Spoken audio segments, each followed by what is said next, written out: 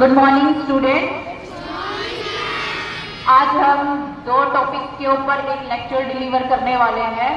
एक में से पहला हमारा हो भी चुका है।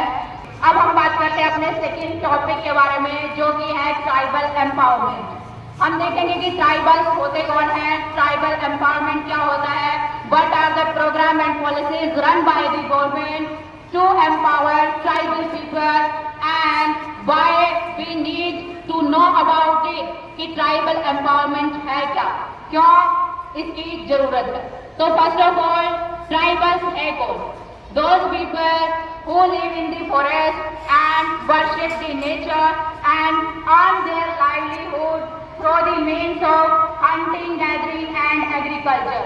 ऐसे लोग जो फॉरेस्ट में रहते हैं और अपनी लाइवलीहुड एग्रीकल्चर के द्वारा अर्न करते हैं, तो ये लोग जो है वो ट्राइबल पीपल है। इनकी पॉपुलेशन इंडिया के अंदर 104 मिलियन है और जो कि हमारी पूरी पॉपुलेशन का 8.6% है।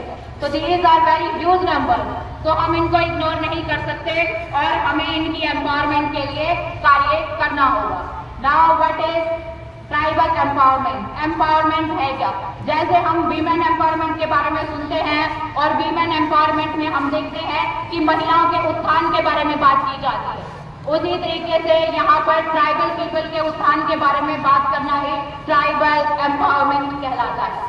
तो उनके कल्चर को प्रिजर्व करना, प्रोटेक्ट करना और प्रमोट करना, यही ट्राइबल एम्पावरमेंट है, ताकि उनके स्टेटस को और स्टैंडर्ड ऑफ लिविंग को रेज किया जा सके।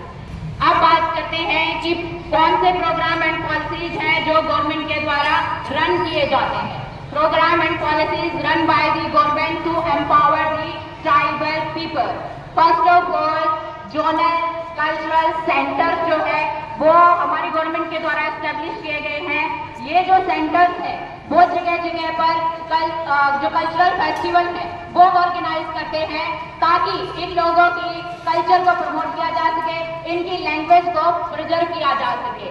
इसके अलावा इनकी एजुकेशन को प्रमोट करने के लिए काफी सारे एकलव्य रेजिडेंशियल स्कूल अराउंड 1400 के करीब एकलव्य रेजिडेंशियल और मॉडल स्कूल एस्टेब्लिश किए गए हैं, ताकि इन लोगों के बच्चों को अच्छी एजुकेशन दी जा सके। इसके अलावा इनको फाइनेंशियल यानी वित्तीय सहायता देने के लिए आदिवासी ग्रांट मैनेजमेंट सिस्टम एस्टेब्लिश किया गया है, जिनके द्वारा इनको वित्तीय सहायता यानी फाइनेंशियल सपोर्ट दिया जाता है। इसके अलावा हमारी गवर्नमेंट ने 15 नवंबर को आदिवासी विकास दिवस के रूप में इसको सेलिब्रेट किया गया है, जो कि बिरसा मुंडा की बर्थ एनिवर्सरी है। और बिरसा मुंडा जनजातीय समाज के एक बहुत बड़े फ्रीडम फाइटर रहे हैं और संथाल कम्युनिटी के लोग उनको भगवान की तरह भी पूजते हैं। तो इनका काफी ज्यादा योगदान था हमारे फ्रीडम फाइटर के रूप में। अब हम देखते हैं कि हमारे कॉन्स्टिट्यूशन में ट्राइबल के लिए क्या प्रोविजन किए गए हैं, संविधान में क्या प्रावधान है इनकी एम्पावरमेंट के लिए। तो सबसे पहले आर्टिकल 29 यानी अनुच्छेद 29, इसके अंतर्गत प्रोविजन किया गया है कि जो हमारे कंट्रीज में माइनॉरिटी पीपल हैं उनकी प्रोटेक्शन के लिए कार्य किया जाएगा। उसके बाद आता है आर्टिकल 330, जिसके अंतर्गत एसटी कम्युनिटी यानी जो शेड्यूल्ड ट्राइब है, अनुसूचित जनजाति है, उनके लिए सीट्स रिजर्व किए गए हैं हमारी लोकसभा के अंदर। उसके बाद आर्टिकल आता है 332, जिसके अंतर्गत स्टेट लेजिस्लेटिव असेंबली यानी विधानसभा के अंदर इनके लिए सीट रिजर्व की गई है। उसके बाद आर्टिकल 243 यानी 243 आता है, जिसके अंतर्गत पंचायती राज के अंतर्गत इनके लिए सीट रिजर्व करने का प्रावधान किया गया है। उसके बाद आर्टिकल 275, जिसके अंतर्गत हमारी सेंट्रल गवर्नमेंट स्टेट गवर्नमेंट को फाइनेंशियल असिस्टेंस प्रोवाइड करती है, यानी पैसा प्रोवाइड करती है, ताकि इनके उत्थान के लिए, इनकी एम्पावरमेंट के लिए कार्य किया जा सके।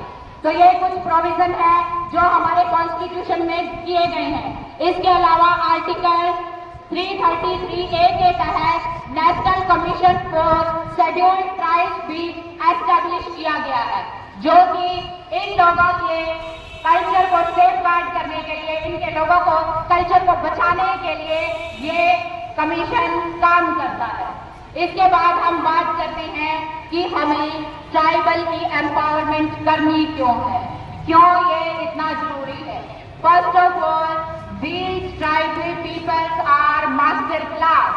These are masters gathered. These are masters in art and craft. That's why there is need. यहाँ पर जरूरत है उनको एम्पावर करने की, क्योंकि ये कला के क्षेत्र में बहुत ही ज्यादा निपुण है और इनकी कला को बचाने के लिए हमें ट्राइबल एम्पावरमेंट यानी जनजातीय समाज के सशक्तिकरण की जरूरत है। उसके बाद अगर हमने एक गांधी जी की आपने फेमस कोटेशन आपने सुनी होगी, there is enough for everyone's need but there is not enough for anyone's grid.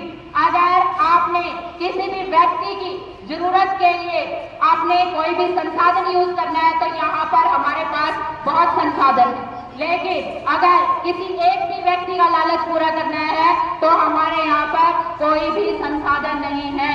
तो ट्राइबल पीपल का जो लिविंग प्रिंसिपल्स है वो हमें यही बताते हैं कि यहाँ पर हर किसी की जरूरत के लिए सब कुछ है, लेकिन किसी एक के भी लालच के लिए यहाँ कुछ भी नहीं है।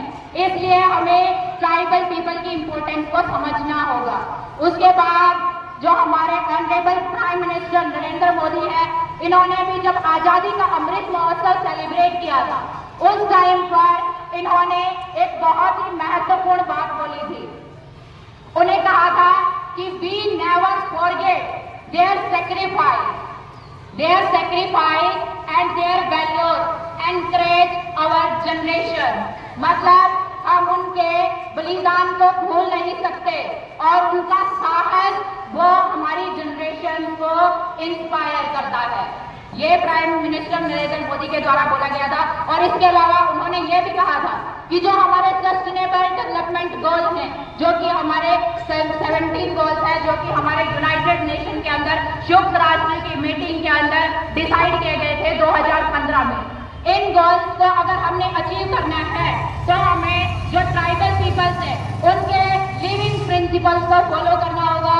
Only then we can achieve these sustainable goals, तभी हम इन गोल्स को अचीव कर सकते हैं। In the end I want to say that tribal empowerment is not merely tribal empowerment is not merely a philanthropic gesture but is a responsibility to uphold the social justice and to celebrate our richness in human diversity.